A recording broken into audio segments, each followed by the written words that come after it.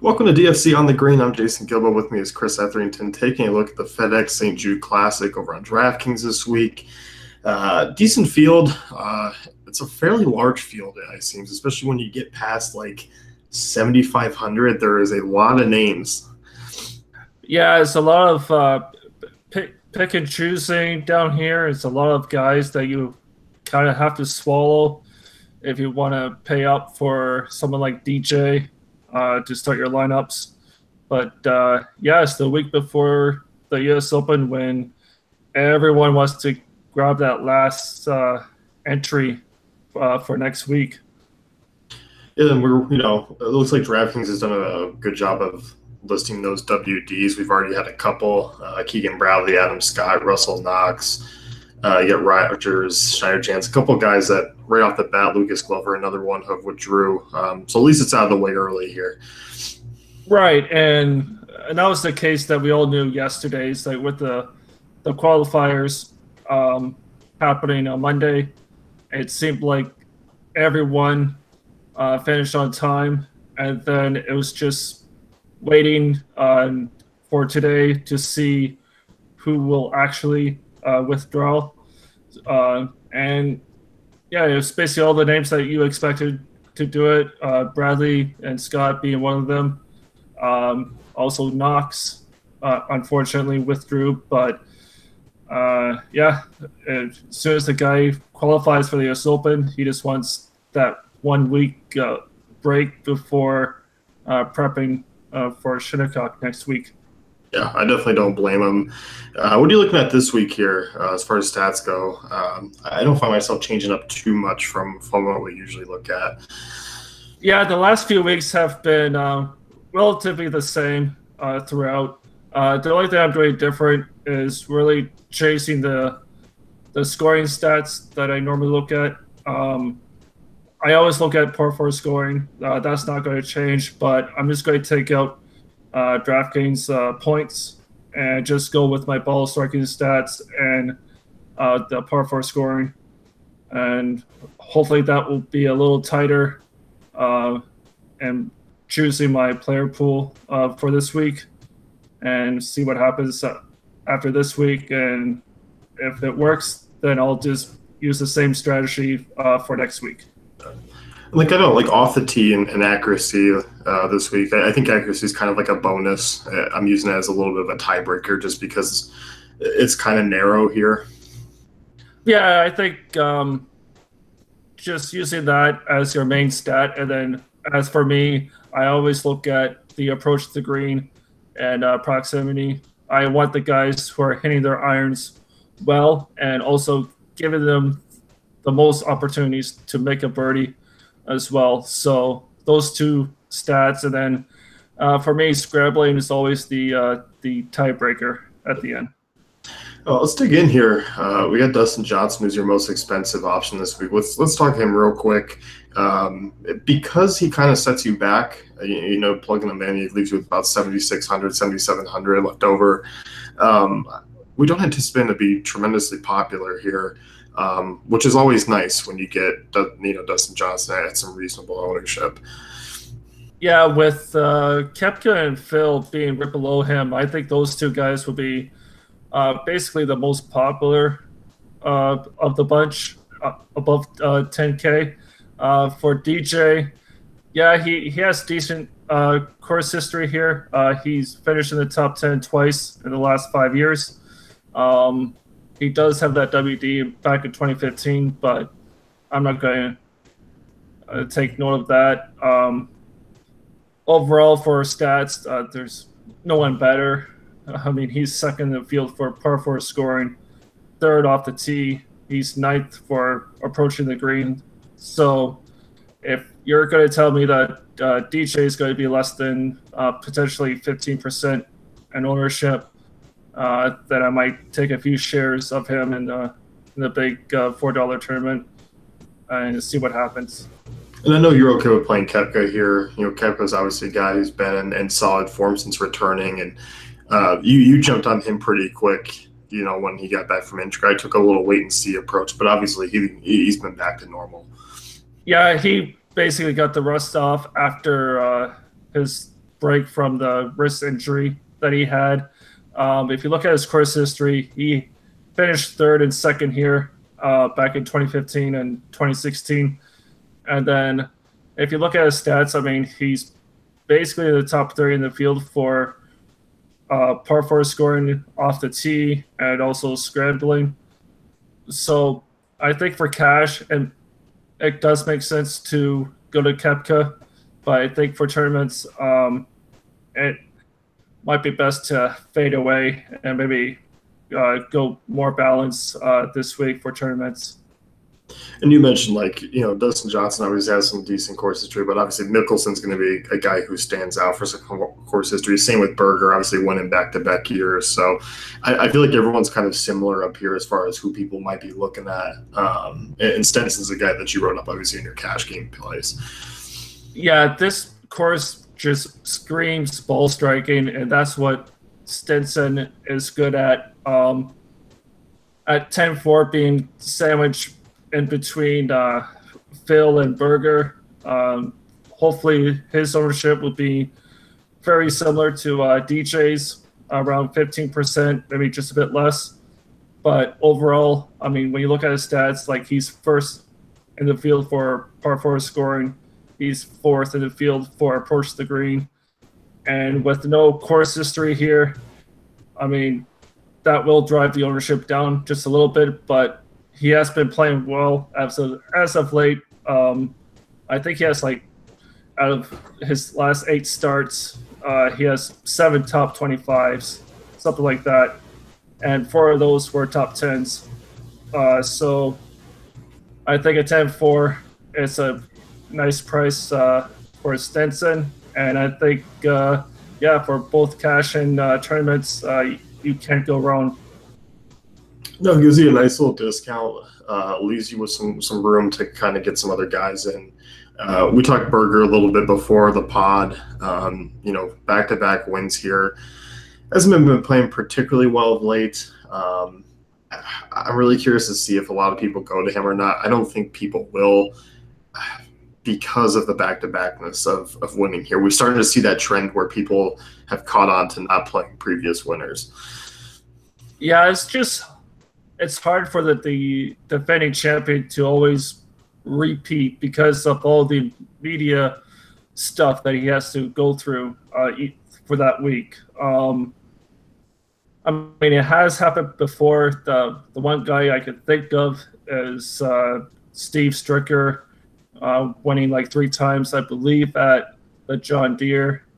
And then you got like Stuart Appleby, like back in the day, winning 3 times at the Tournament of Champions in Hawaii. So, I mean, it has been done before, but I really don't know what his ownership's going to be. So I'm just going to go with my process and say I just have to fade the defending champion. I have been doing that all year, and it hasn't failed me yet. So I'm just going to keep doing that for this week. The 9K range, it got a little bit short with Scott and Bradley, withdrawing. I think this is an interesting one. I think starting your lineup off with 2 9K guys is also somewhat interesting for GPPs because I don't think a lot of people are going to do it. I think a lot of people may feel forced to using a guy over 10K this week. Yeah, I agree. I think for me in the 9K range, like obviously I like Ben on this week at 9,200 for both cash and for tournaments. I liked him last week. He almost got it done. But if you look at his stats, I mean, nothing has changed. He's basically in the top 10 in the field for 3 of the stats that I'm looking at. And again, same as Stenson. He has no course history in the last 5 years. So hopefully people will see that, and hopefully not too popular. But I think after watching him play last week, I think that bumped his ownership up a little bit. And then you got Tony Finau, who tried to qualify for the U.S. Open but didn't get it done. So he has something to play for this week. And at 9,300, I don't mind playing Fino in tournaments this week. No, I don't either. He's a guy that I like in GPPs here. Those are two guys. I don't have a ton of interest in like Horschel here. I will say Schwartzelt that I think is a decent GPP flyer. Very boomer bust guy. But he's another one I think 9,400. Like he'll be overshadowed by Finau and Am there. Yeah. With Schwartzelt, he is showing signs of life a little bit, but I think I'm just going to wait, see what happens this week, and then if he plays well, I might have to put him in for the U.S. Open for next week. I think he'll do well there. I'm just not going to play him because, well, he is Santa Cruz this week, as Pat Mayo likes to say. So, yeah, that just says it all for me. I'm just going to fade him. Moving down the list here, 8K guys. What stands out to you here? I think for me, the first guy, I'm just going to go back to him, is CH3 at 86. I mean, the guy is very consistent all year round, it seems like.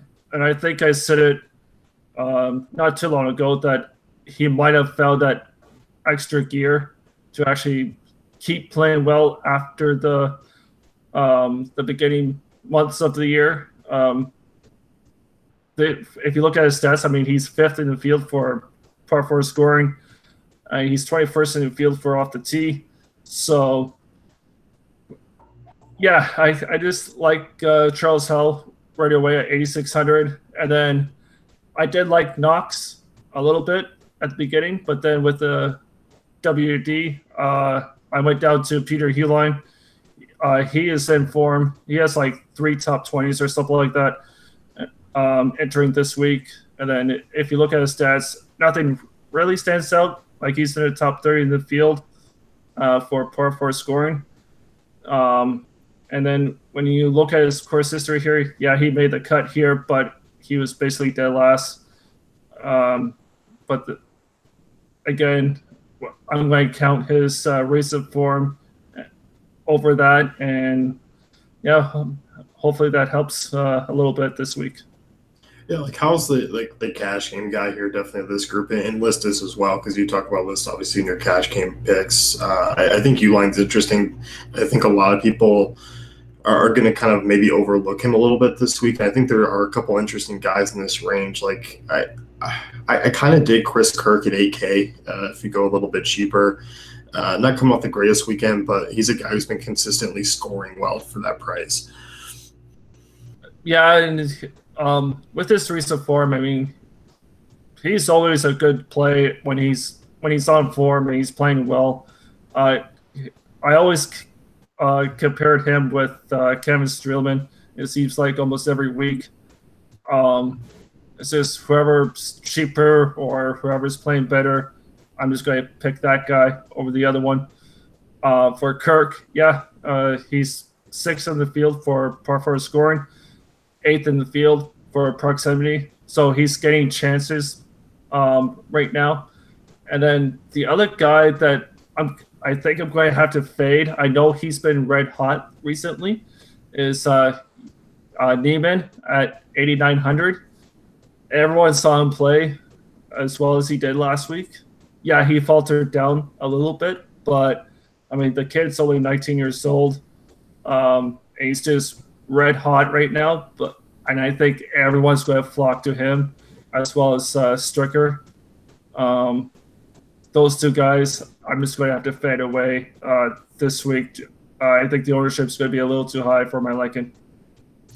No, in the upper sevens, like, do you see anyone capable of like a top 5 finish here? Because like, there's a lot of names that I like, but I kind of feel like they don't have enough, juice to get in as far as like tournaments go. I think there's a couple cash game guys in this range that I don't mind, like a Chappell or Kevin Tway, but I'm not quite sure if they have the juice. Yeah, Chappell's interesting a little bit. I don't know if I can pull the trigger. Outside of Chappell, I think going down to Corey Connors, my guy, 7,600. I mean, he's, other than scrambling, he's really on point everywhere else. He's really good with his irons, and he's basically just above average for the other stats that I'm looking at. And then, yeah, I think he's really the only guy that I really like in the upper sevens outside of Chapel, I think. There's like a couple guys. I think Shane Lowry's a guy that I can kind of see people maybe drawing some interest in this week because his form has been a little bit better of late. Started out the year kind of particularly poor, but 7,600, I think people might be looking to go to him a little bit in this spot. Yeah, he also, I believe he qualified for the U.S. Open as well. Like he was up there in the leaderboard. So I'm a little surprised that he hasn't WD'd yet. But I mean, if he wants to play still, then have at it. If you look at his stats, I don't mind him at all. But I think I'm a little scared with the 36-hole qualifier he did on Monday, and then basically a 2-day rest to go play a full tournament setup starting Thursday. That's a little sketchy for me. So, yeah, I think I'm going to have to fade away from Lowry. Was there anything that shows out as like a safe guy in this lower 7K range? Because I mean, it's hard to find. I know you're laughing here, but like it's just this is where we get into the spot where I think it's going to be an interesting week because we have so many kind of boomer bust names, and there's so many names. Yeah, from 7,500 and down, this is where you just have to swallow guys up and just trust the process that you have. The one guy I kind of like that he's showing some life right now, I mean, is CT Pan. I mean, he has a 20th. He finished 20th at the Fort Worth Invitational, and outside of that, he's made 3 cuts before that. So he was the guy that was on form for a bit, but then faltered off sometime last year. If you look at his stats, he's basically average, just above average all around. And I really don't mind him at 7,500. You just want him to basically make the cut and hope for the best with CT Pen. And then, yeah, out after him, it gets really sketchy.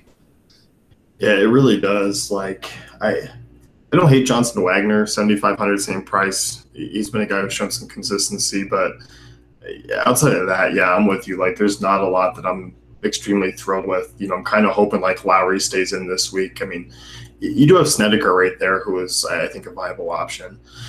Yeah, you got Sneds. I know people are talking Ben Crane up a little bit at 74. Scott PRC, again, is one of those names that people know. He should be popular a little bit. Yeah, outside of those two guys, I do want to say from the article last week that there has to be some skill into picking the guy who finishes dead last after Friday. I'm speaking of Keith Mitchell. I really liked him going into Memorial, but I think I overlooked his scrambling a little bit. And I think at Jack's place, you need to scramble well to play well. And he just didn't have it with him. So now he's going to a course where it doesn't look like it's going to be too windy, and it's a lot easier for him. So I'm going to go back to the train on Keith Mitchell once again, and hopefully he'll make the cut this time. Did you say you were in on Dahmen again this week? Pardon? Joel Dahmen, 7,100. Did you say you were in on him again? Yeah, I mean, he. If you look at his recent form, I mean, it shows some life. I mean, he finished 20th at Fort Worth, and he finished in the top 20 twice in a row before that. So, I mean, at 7,100, that's just a great value for this type of field where, yeah, it's going to be a lot easier than the last couple of weeks. And when you look at his stats compared to the field, I mean, he's 4th in the field for par 4 scoring and 15th in the field for approach to the green. So with that in mind, yeah, I don't mind going back to Joel again this week. And you mentioned, Answer is the guy you're looking at below the 7K mark. This is where we get dicey, even more so. And there are so many names below 7K this week. This is the most I've seen in a long time. Yeah, there was like the price range of like 6,700. I think I said that seemed like 15 guys are priced at 6,700. But Abraham Answer seems like a good tournament play. When you look at his recent form, I mean, he only has 1 missed cut in his last 9 starts, and he has 3 top 20s in that stretch. So I don't mind that at all. And then if you look at his stats, I mean, 15th in the field for off the tee, 21st in the field for par 4 scoring, and then he finished tied 18th back in 2016. So at 6,900 with this type of field, yeah, might as well just take a stab at Abraham with his recent form. The way he's been playing, don't be surprised if he finished inside like the top 30 this week. Anyone else you feel like talking about down here that you could see has a viable chance of maybe coming out of this one? No. Oh, man. I want to say Nick Taylor, the Canadian, but just like Corey Connors, but Taylor's just not playing well at all. Yeah, I got no one. Yeah, I thought Taylor was going to maybe start coming around after the Byron Nelson because he played pretty well there. But outside of that, he just, like you said, he has not done well at all this year. No. So, yeah. And it's funny. I saw Hunter Mahan's price right there. He's below 7K, but it's been a while. He took some time off again. Yeah, I don't know what's happened with him. I thought he was showing some signs of life towards the beginning of the year. I think it was around the career builder that I kind of liked him. But since then, he's been doing nothing, just like Nick Taylor has. And that's what you're going to get for the guys below 7K. Maybe Retief Goosen as like an old-timer to do something this week. I don't know. Other than Abraham, there's really no one I like. No, I'm with you. If Harkins was showing better form, I'd have more interest in him. Yeah, he's not as bad as Taylor, but he's close to getting there. So it's a little scary. JT posting a couple top 30s of late is someone to keep an eye on for 7K at least. Yeah, he was our guy last year, the go-to guy, and he played well last year. So if he's finding form again, yeah, at 7K, I don't mind that at all. Me either. Who do you got winning this week? Well, I said Abraham as the dark horse. I want to say Koepka as the winner, but for me personally, I kind of hope Ben On might get it done. A little redemption from last week for losing in the playoff. I think he might get it done this week. I got Mickelson this week winning right before he finishes second next week at the U.S. Open. That will be a Phil thing to do, to win the week before the U.S. Open and then come real close. Yeah, do a runner-up. Typical Phil Mickelson. I think that would be his 7th runner-up finish at the U.S. Open if that happens. Yeah, so, he's up there. Yeah. Oh. That's it for us. You can go to DaveFantasyCafe.com. You can check out Chris's article. He recaps last week as well and his core performance there, and then his cash and GPP plays for this week. And then we'll be back fairly shortly because U.S. Open pricing is already out, and we'll be getting going soon. Yeah, you got Tiger at 9,200, so enjoy. Yeah, have fun. So we'll see you guys next week.